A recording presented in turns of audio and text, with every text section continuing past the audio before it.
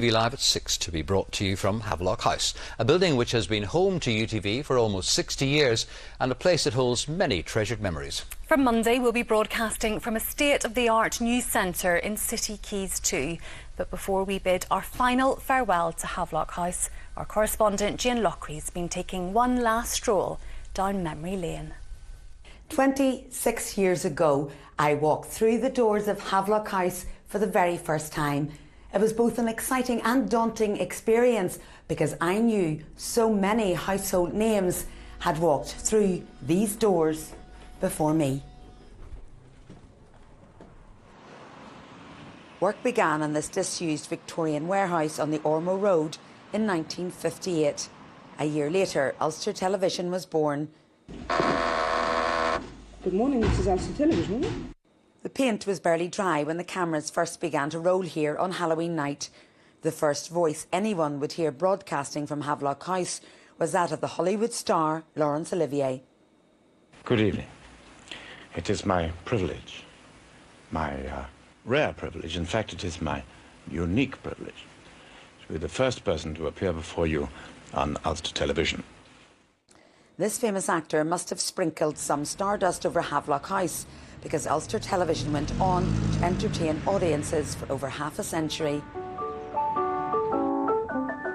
Up goes the weasel. Jack in the Box jumps out of his house, and that means it's time again for Romper Room. Sir, I'm terribly sorry. This lineup is for VIP passengers only. Would you mind moving to the other side of the... Thank you. Thank you. Good evening. Good evening and welcome to Kelly. Jerry has fond memories of the legions of fans who used to wait outside Havelock House for a chance to catch a glimpse of the stars appearing on the Kelly Show on a Friday night. 'Cause I got friends in low places where the whiskey drowns. He has particular praise for Garth Brooks, who fulfilled a promise to appear on his show. It was a wet November night of my memory certainly, and he went outside and he signed every autograph that was asked of him. It was raining. He put people onto his bus to shelter from the rain. The original Ulster Television logo connected up all the major cities and towns in Northern Ireland. UTV's famous son remembers it well.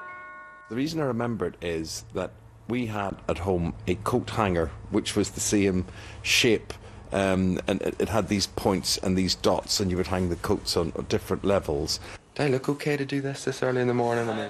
Everyone who has become part of the fabric of Northern Ireland began their TV career with an audition. Anybody here from Northern Ireland? My name's Pamela and I'm 25 years old. I've lived in Belfast most of my life, apart from 1 year when I was at college in Worcestershire. I was at a party one night. I don't often go to parties, but this amazingly attractive woman came up to me and I realised, my goodness, she works on the telly. I'd been watching her since I was doing the 11 Plus, and I thought to myself, she's so good. Only man did the 11 Plus when he was 19. And still failed it.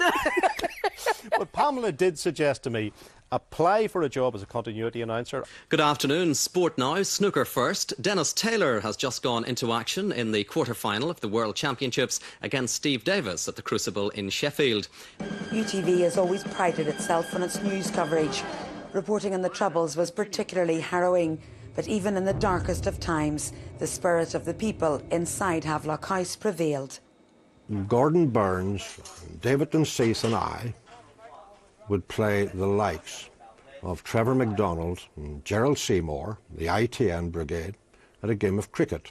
Now, we've all heard of rain-stopping play at cricket, but in our case, it was, believe it or not, bomb-stop play. UTV, which heralded a new era in local broadcasting in 1959, is also blazing a trail almost 60 years later as it moves to new state-of-the-art premises in City Quays 2 in Belfast. When Havelock House closes its doors for the last time, it will mark the end of an era, but it will also signal a new chapter in UTV's history. The contents of those pages will no doubt, like the pages before them, make for an exciting read. Jane Lockry, UTV Live at Havelock House in Belfast. And later this year we will have two specials on UTV looking back at the history of Havelock House, the programmes which were produced here and the people behind those shows. And if you want a sneak peek of our new home, you can go to our Facebook page for a little behind-the-scenes tour with me and a first look at our new studio. Now, we'd also like to thank all of the people who, over the years, have put us on the air and kept us on the air.